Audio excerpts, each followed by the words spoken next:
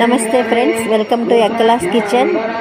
నిన్న మాఘ పౌర్ణమి జరిగింది కదండి, బుధవారం రోజు 12వ తారీఖున వాయిల్పాడు శివాలయంలో వచ్చి అంగరంగ వైభవంగా జరిగిందండి. ఎందుకంటే పౌర్ణమి కదా, కోటి దీపాలు వెలిగిస్తారండి గుడంతా. ఆ కోనేరు వాటర్ లేదు, కానీ అంటే రైనింగ్ సీజన్లో అయితే వాటర్ ఉంటుంది. ఇప్పుడు ఈ సీజన్లో వాటర్ ఉండదు, ఇది రాయలసీమ కదా, ఇక్కడ కొంచెం నీటి కొరత ఉంటుంది. ఎంత బాగా అలంకరించారంటే ఆ కోనేరు చుట్టూ, ఆ గుడి చుట్టూ, గుడి చాలా అద్భుతంగా ఉందండి, కన్నుల పండుగగా ఉంది. ఈ వీడియో అంతా లాస్ట్ వరకు చూడండి ఫ్రెండ్స్, ఎక్కడ స్కిప్ చేయొద్దు. లాస్ట్లో ఫొటోస్ కూడా ఉన్నాయి.